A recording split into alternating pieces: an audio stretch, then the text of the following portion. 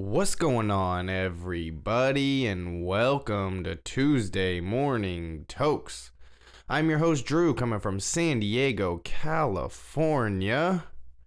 You are tuned in to the best Tuesday morning wake and bake show.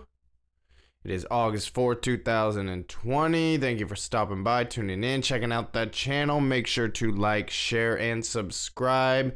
Hit up those links down below to help out the channel. And now we can get into the episode.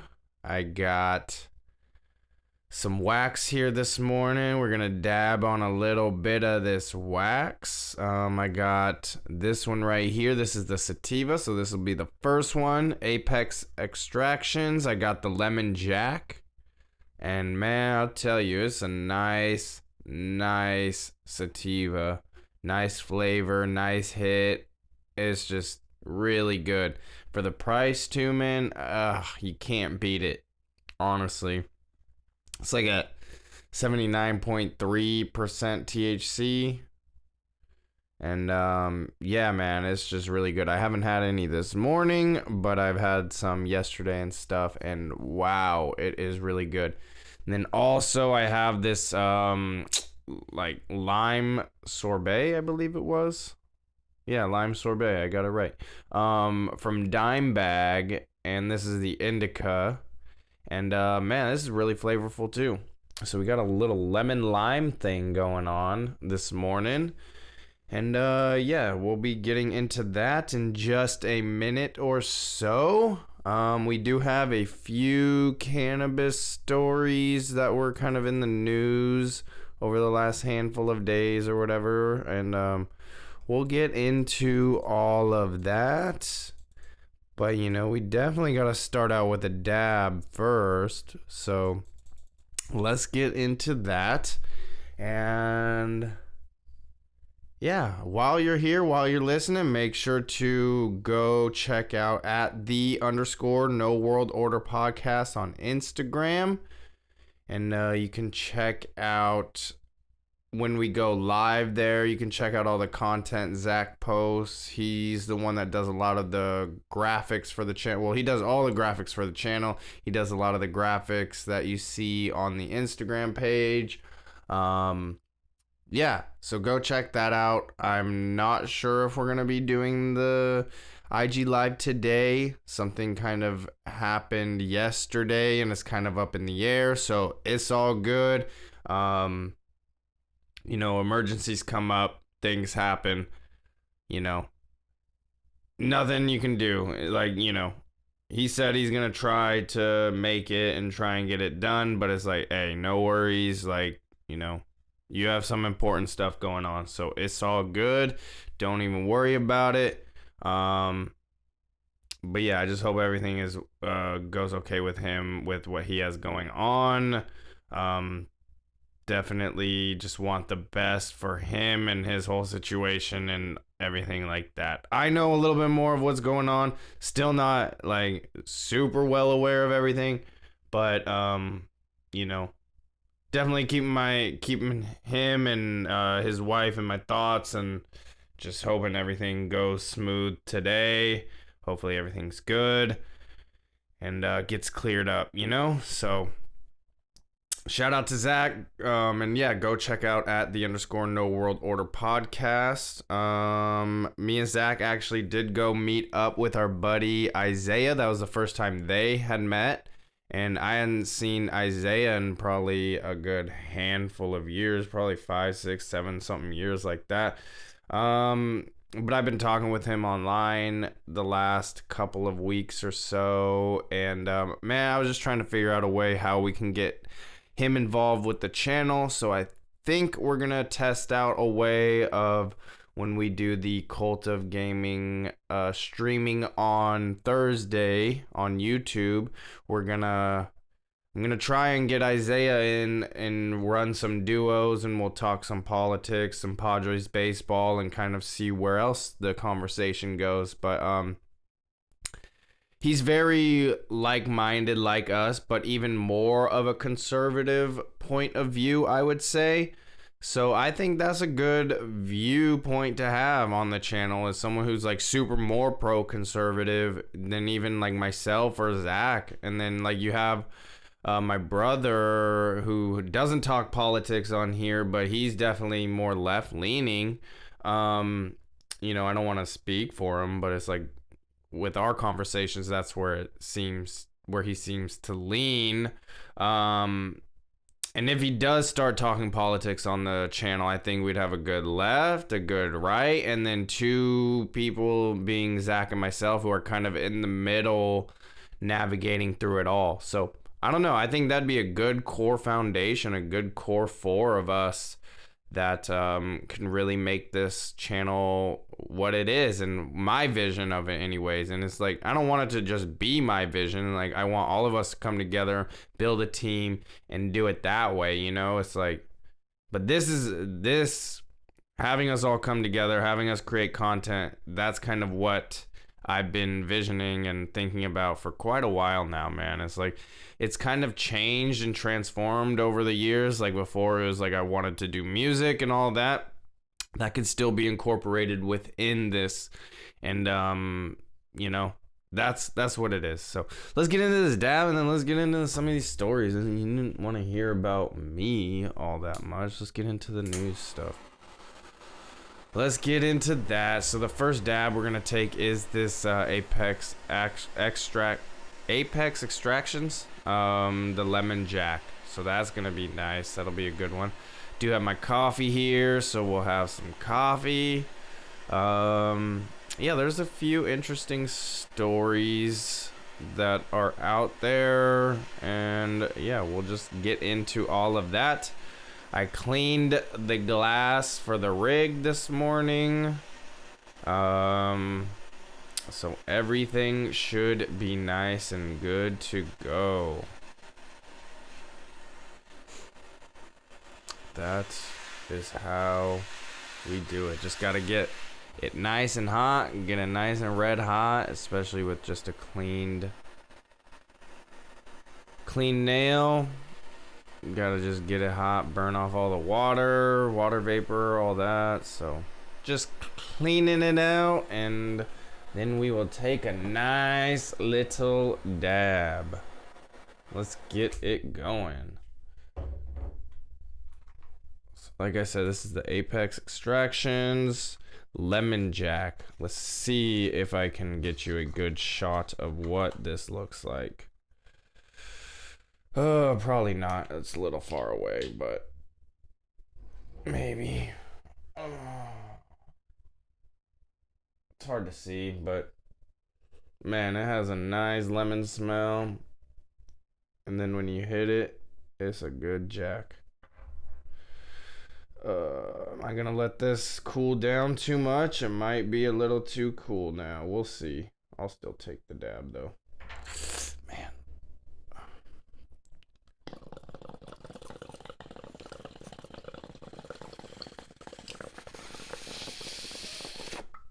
Perfect.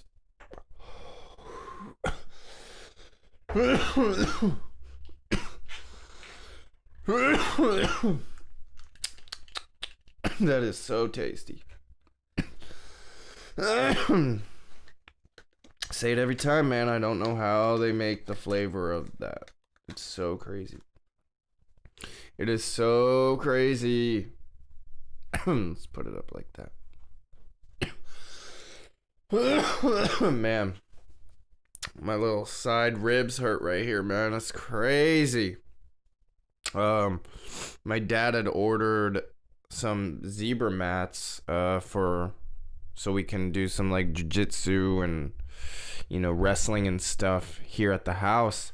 And those finally came in. I thought they were gonna be like another couple of weeks until they came in, but they showed up yesterday. They're like little roll-up mats too, but they're 1.5 inches or so thick, and it's pretty good mat, man. It's pretty awesome. And we were just doing a little rolling, little wrestling and jiu-jitsu last night for about 20 minutes, and something must have happened where it was rubbing up against my ribs or something, and I am very tender and sore in this general area. I did some roll-on CBD last night. I got to do some more this morning after this is done because, man, I am feeling it, man. It is tough. It's really sore and tender right there. But, oh well, it is what it is. It felt good to actually roll and do some sort of physical activity again. I miss wrestling. I miss jiu-jitsu. And, we have the stuff to do Muay Thai, obviously. And, having the mats. And then once the heavy bag gets in, like, we'll definitely be utilizing it a lot more and, practicing a lot more just because right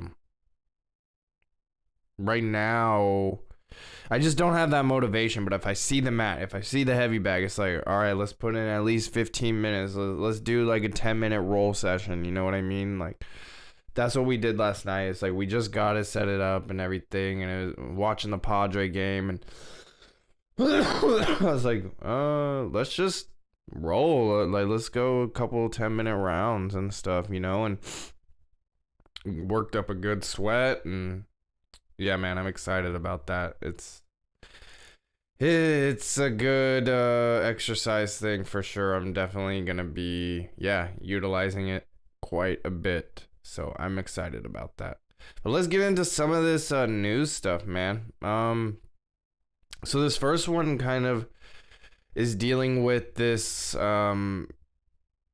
study that cannabis helps like depression and stuff. And I guess it was through this app, Relief app.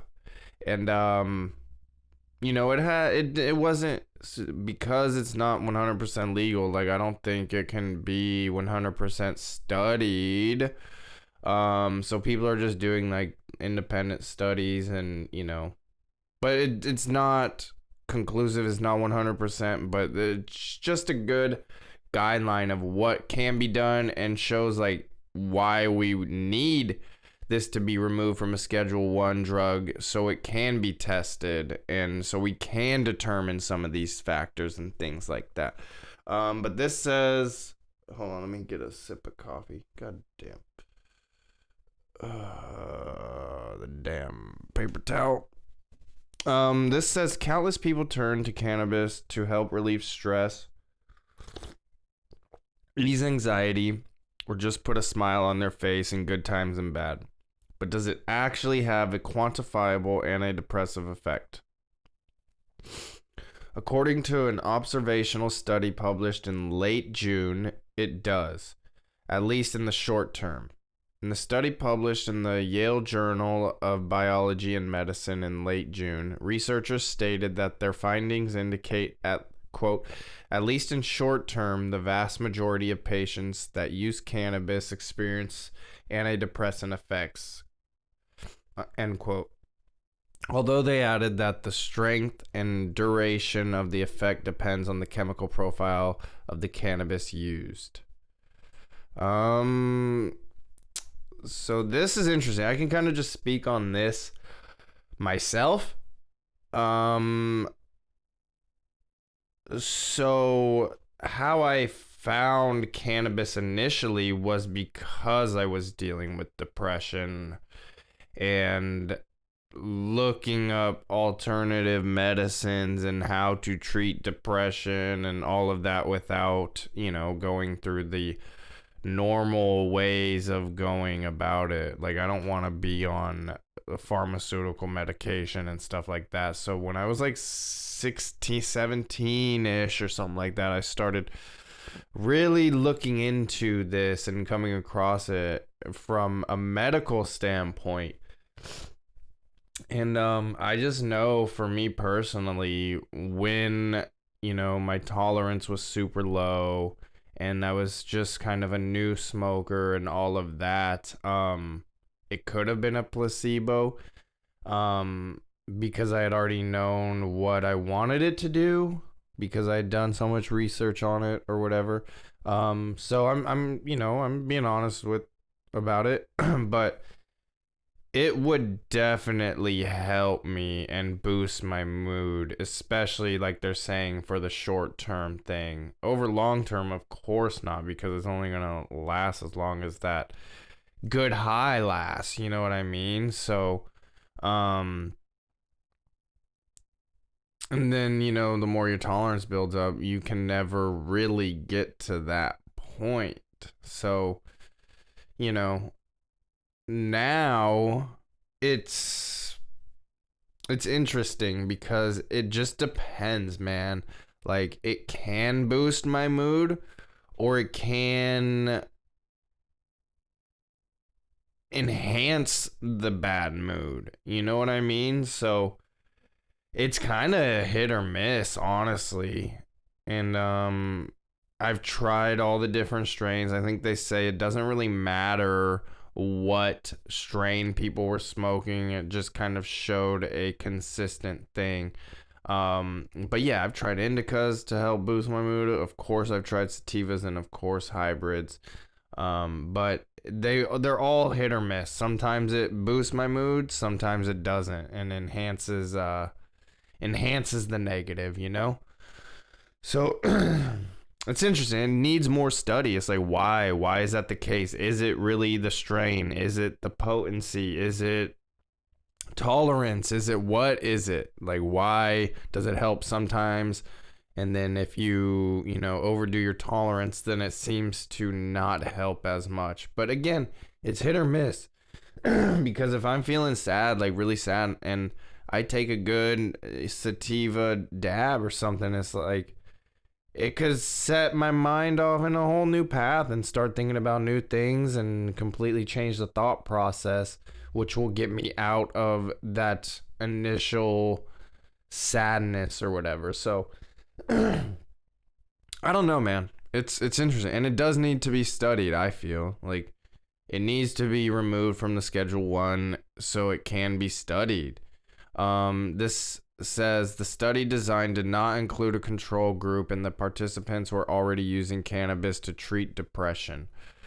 The results show no statistical difference between indica, sativa, or hybrid varieties of cannabis flower. The study used data compiled through the mobile phone app Relief app, RELEAF app, which helps cannabis users, quote, anonymously track real-time and historic experiences with specific cannabis and CBD products, end quote. According to the company. Users send their input to the platform, which then sends back reports to help inform their next purchase or treatment decisions. The parameters examined by the app include cannabis. The parameters examined by the app include cannabis usage during each session, product types used, routes of administration, phenotypes, cannabinoid contents, and the user symptoms and changes in symptoms. So that seems like a really cool app. Like I might have to really check that out. That seems really interesting. Cause like the more you smoke, the more you like actually use it as a review type system for yourself, as a journal or something like that. It will know you better and start to kind of navigate you through the proper channels. And with things being more legalized, there should be a consistency with the names of these brands and all of that. So, hey, man, I think that can be a real big thing in the future. I'm not sure how big it is right now, that Relief app, but I think it can be a pretty big thing, And especially if they're going to start testing on it, they're going to have all this back data they probably can't use, but a good idea that they can, view. So what else? It says the central parameter measured in the study was symptom relief, gauged by the difference between the symptom intensity at the beginning and the ending of the session. This says, on average, they found that 95.8% of the users reported symptom relief, 2.1% reported worsening symptoms, and 2.1% reported no change. The symptoms were rated on a scale of 0 to 10. On average, users suffering from depression reported a starting symptom intensity of 5.85 and ending symptom of 2.08, resulting in a decrease in symptom intensity of 3.76, according to the study. The results show no statistical difference when the users reported using indica, sativa, or hybrid varieties of cannabis. While the researchers concluded that THC potency levels are the strongest predicator of symptom relief, the benefit of higher THC appears to plateau to some extent, such that products with THC ranges of 10 to 19%, 20 to 35% offer greater relief than products with THC less than 10%. But increasing from 10 to 19 to 20 to 35% does not convey additional benefits in terms of symptom relief. The researchers noted that the study is not without its shortcomings, namely that did not include a control placebo group. In addition, the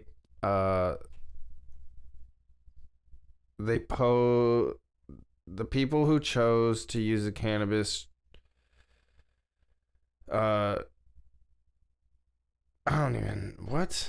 in addition, they pose that people who choose to use cannabis to treat depression may be the most likely to benefit from it, or people for whom other forms of treatment are less effective.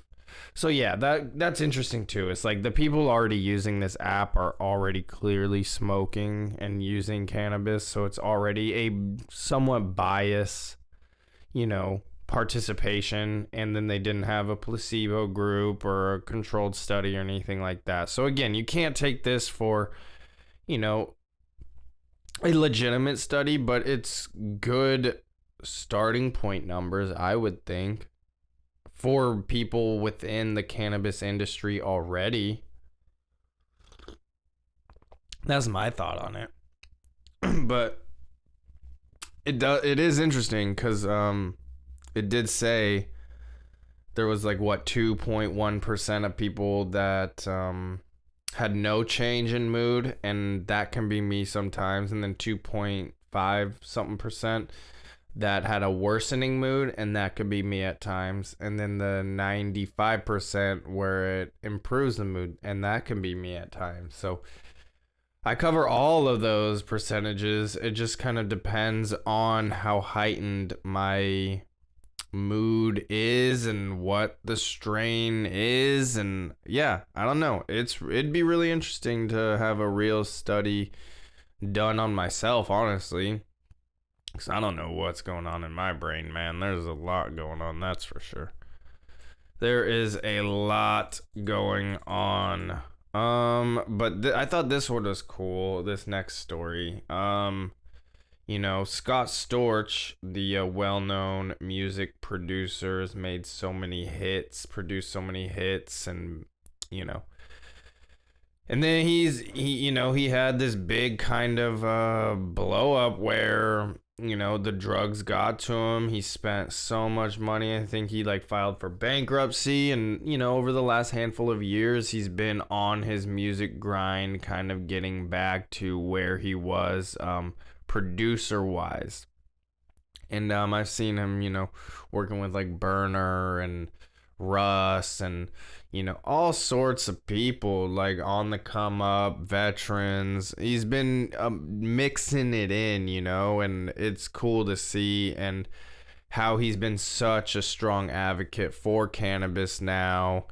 And he's been, so people don't in the sober community don't I sure would not like him saying that he's sober for a decade, because he still smokes weed, and that's clearly not sober.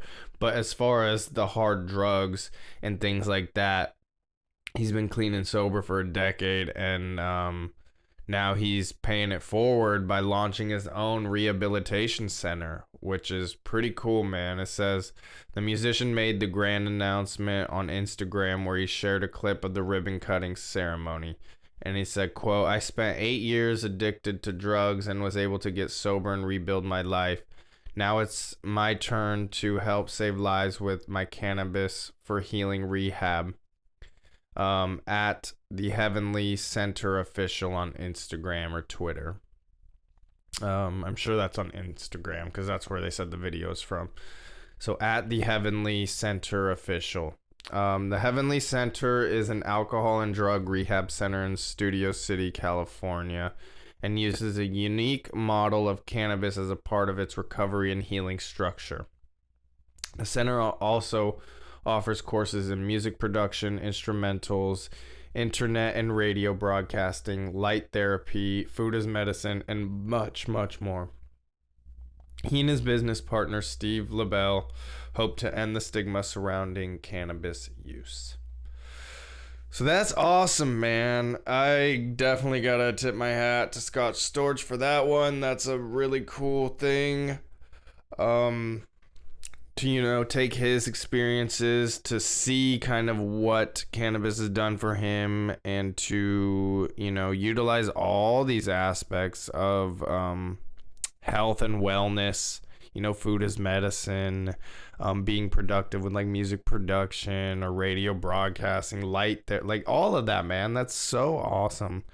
To utilize what you have to then help others. It's it's really cool.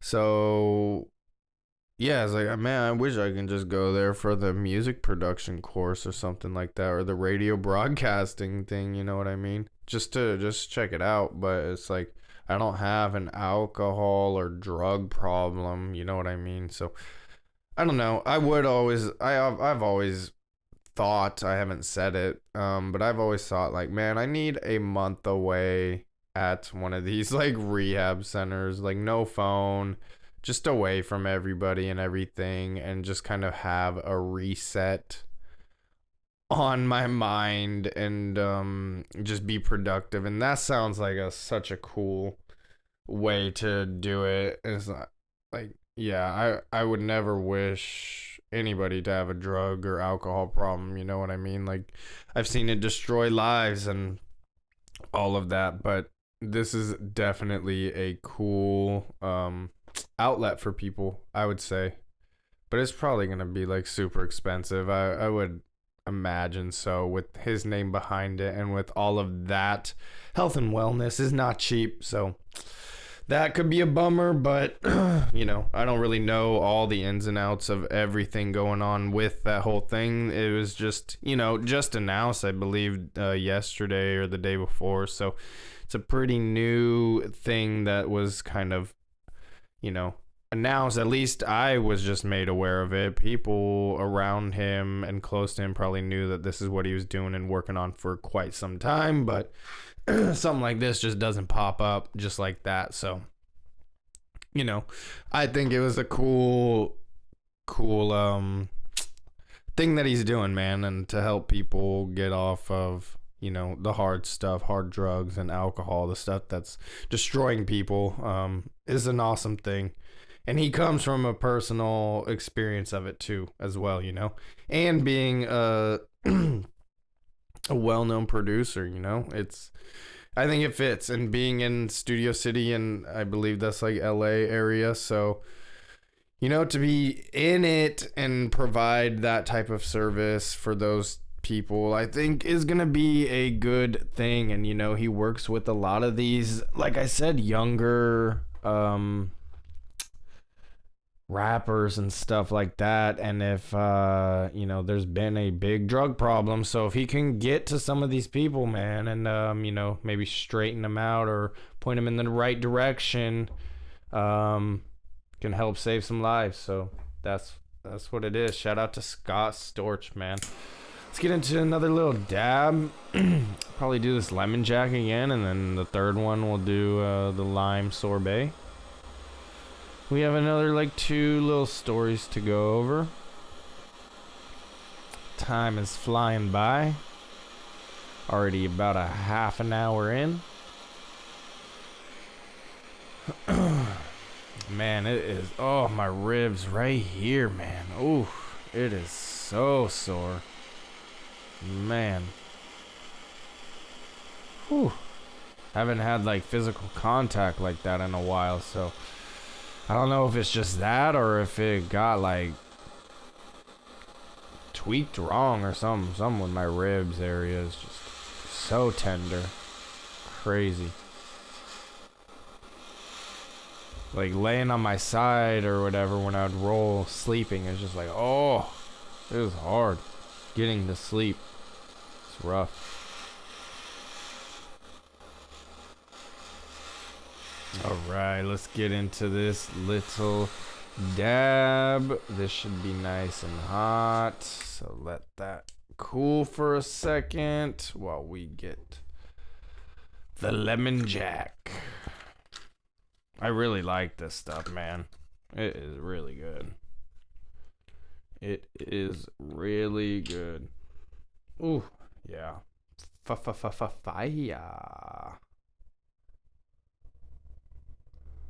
Got a nice little dab. My grow is going nice. There's been a couple of worms, which is unfortunate on the outdoor plants, but you know, trying to get a handle on that. But buds are forming nice little condensed, little compact little buds. It's looking nice. Let's get into this. Cheers.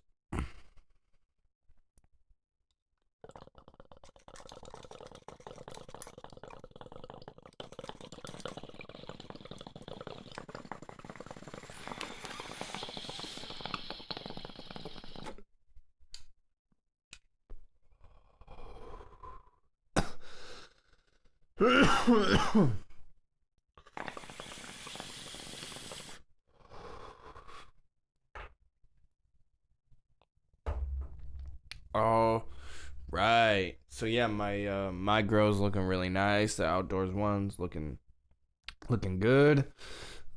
Those have about a week left or so, according to the autoflower timeline. They have just about a week left. I don't know though. Maybe they'll firm up a little bit more in this last week, but they might have another 2 weeks. We'll see though. But they are looking nice, man. They are starting to fill out. Everything's starting to change colors. But just compared to my neighbors, it's just funny though, because it's like I guess it all is dealing with pot size, nutrients, soil, all of that. Cause like his buds got all super fat on his plants, like crazy fat, bushy, just crazy. And mine are like super tight, condensed little nugs just all throughout. And my plants are looking really nice. They're looking really good. It's just they're not as fat and bushy as the neighbor's plants. Really interesting. And they're the same autoflowers, you know what I mean? Same batch of seeds and everything. So interesting. It is very interesting. And then my indoor grow, those probably need another 2 to 3 weeks. And those are looking nice, man. Tallest one's like over 3 feet, I would imagine. So by now, it's been a couple of weeks since I measured it, but last time I did, it was like at 29, 30 inches, 31 inches, something like that. It's crazy, man. And the buds are starting to form. It still hasn't started to smell. It's just starting to maybe the next 2 days it'll start to smell like a lot more, like beginning that. But outdoor, man, you step outdoors and it's like, oh, because there's a ton of plants out there. It's crazy. Like only 3 of mine though. And then my clones indoors looking nice. Those are coming along really nice. So everything's under 16 hours of light and 8 hours of darkness. So that should be good for the clones. It's good for the autoflowers. I started another plant, a blueberry one, and that one sprouted, and that one's going good. And that's gonna be for Zach. So he's got one coming. I'm just letting it grow a little bit, maybe another week in the tent, get it all strong, and then I'll get that to him. So he will have one to grow, him and his wife. So that'll be exciting. I mean, they have a garden of their own and everything. So just add this to the garden, you know? So it's I love growing. They grow their own garden and, you know, enjoyed that. So this is no different. It's like I love growing gardens, cannabis, like everything. It's like I love gardening. Like it is a nice thing, you know. Let's get into this next story here. This says new data published. Okay, so this is dealing with job growth in the cannabis industry, and how rapidly it's growing now that it's kind of like been legalized throughout multiple states and stuff. But this is saying new data published in the 2020 edition of the annual Marijuana Business Fact Book reports the U.S. cannabis industry is expected to add almost 250,000 full-time jobs between 2020 and 2024. The cannabis industry employed around 165,000 to 210,000 workers in 2019, but the number is expected to jump 50% by year's end, or 240,000 to 295,000 workers. It's crazy, man. These figures represent those who work directly with the plant, as well as those employed in ancillary services, including consultants, lawyers, who also support the industry. So that's a lot, man. That's a lot of jobs, man. That's crazy. That is a lot. And then, you know, not just like growers and bud tenders and owners of dispensaries and all of that, but the lawyers, like the Pot Brothers at Law, the consultants, and all of that. Like it's a pretty big industry when you really break it down, you know? So damn.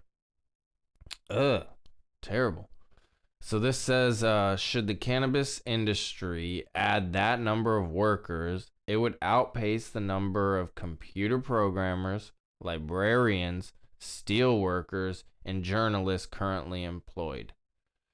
Total combined recreational and medical cannabis sales in the U.S. is anticipated to break $15 billion by the year's end, about a 40% increase from 2019, from 2019 sales data. That represents more total revenue than the NBA generated in 2019. Man, that is a massive, massive industry. And it's only gonna grow more. The more that people see this, and then the more that more people, like, more states, I should say, like, start coming around to legalization, you know, and then when it becomes more federally legal, that number would even grow more, I would assume, just because there would be more opportunity for people all throughout the country. So then the business sector would open up tremendously. So these numbers are a good start, but I even see that growing bigger.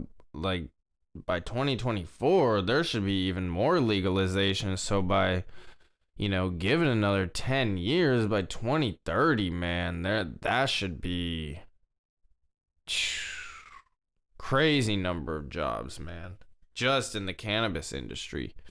But who knows what'll happen within 10 years? Jeez, that's looking way too far in the future. With everything going on this year, man. Who knows what 2030 is gonna be? Jeez. Can't be thinking that far ahead, right? Or do we, man? Because that's the future. We need to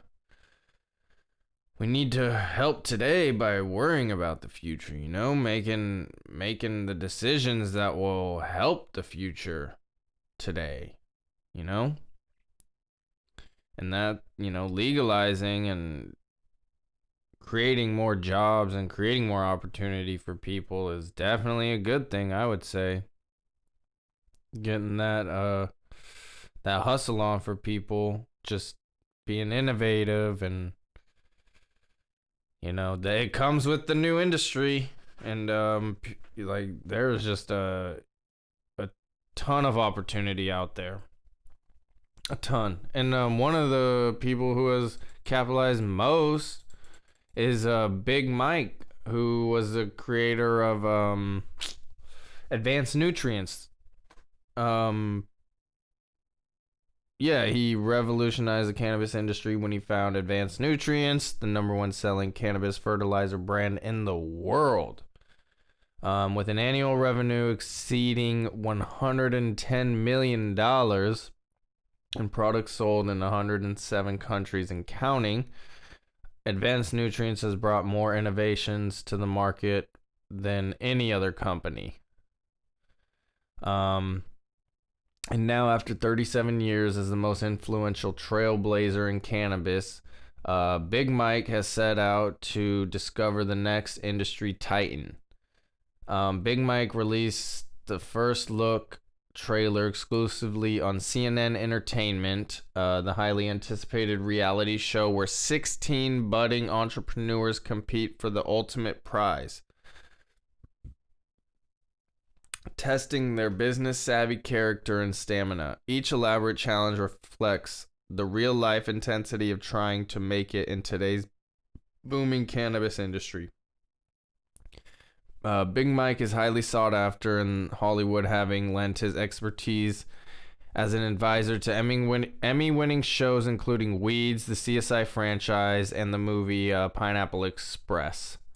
Since 1983, Big Mike has overseen the cultivation of millions of plants and is responsible for 53 innovations in the world of cannabis cultivation, helping to bring the plant to its true genetic potential.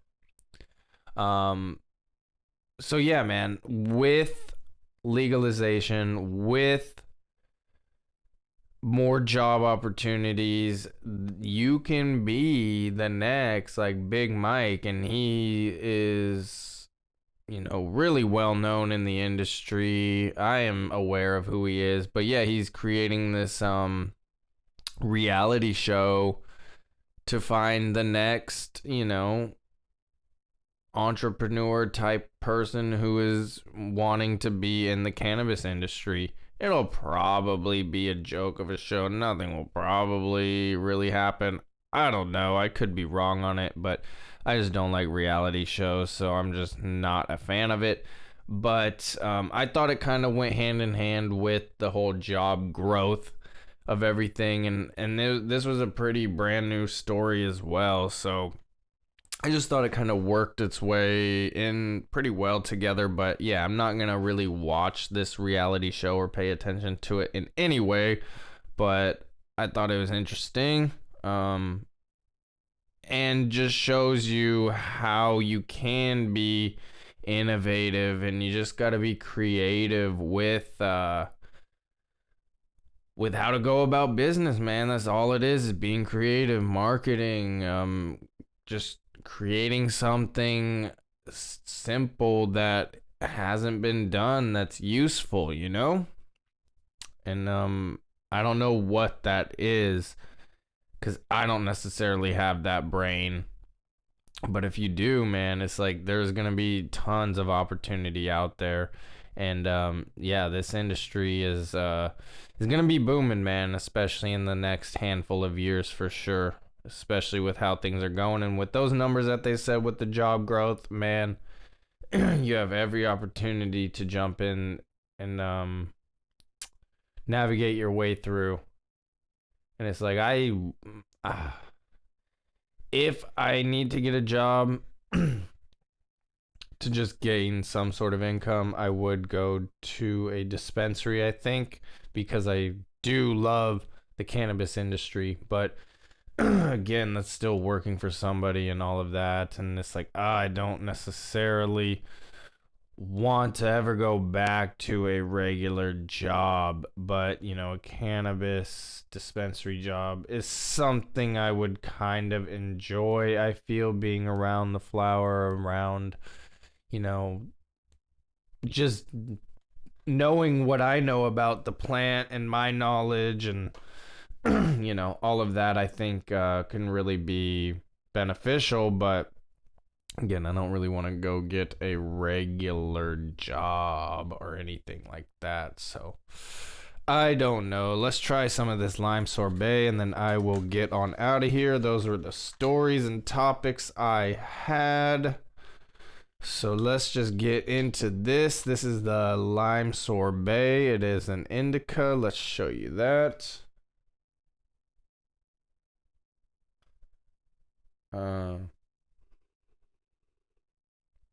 Yeah, that one's pretty nice too. That one's pretty nice too. Had a little bit of this yesterday.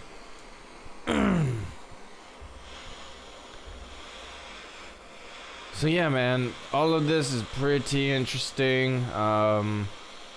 We definitely need to reschedule the cannabis from being a Schedule 1 drug to, I don't know what you would make it, but let's just be able to run studies on it at least and determine whether or not it is beneficial and is medical and medicinal, and what truly can be done and the potential. And then again, that would lead to more jobs once we know what it really truly can be used for. That will just create so much more opportunity. So I think this whole episode just kind of flowed really well with how things, with what news was kind of brought out. So it wasn't really my doing. These were the stories that were presented. And with Scott Storch, that shows it right there. Another opportunity within the cannabis industry. You know what I mean? Like, but helping people. So again, there's just so many, but then there needs to be true studies to see how it can really help people, So tons of opportunity. And I just love cannabis. I love the industry, and I've been a part of it on the outskirts for a long time. I've wanted to be involved, just never have known how. But I've been to Cannabis Cup, smoke out festivals, like all those things, and the local ones and all of that. So I try to really be involved, but I don't know how to really get my foot in the door. But I'm just this is my way of busting in, is just talking about it and showing my passion for it and sharing my story. It's all I can do. Cheers.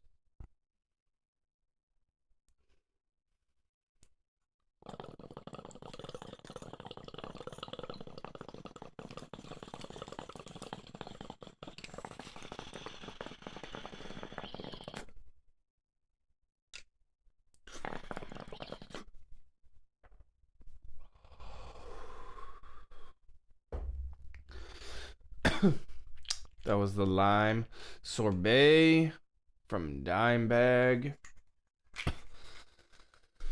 Oh, man. All right, everybody. make sure to check out the Real Word podcast.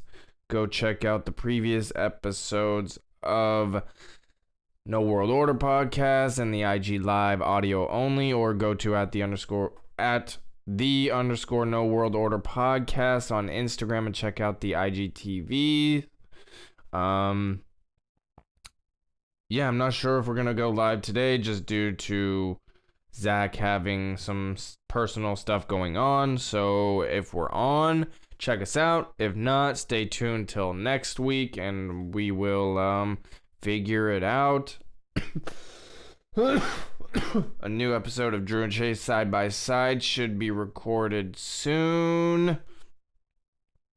And yeah, I will be back tomorrow for the Real Word podcast. So tune into that. Again, make sure to like, share, and subscribe. Hit up those links down below. And until next time, everybody, peace.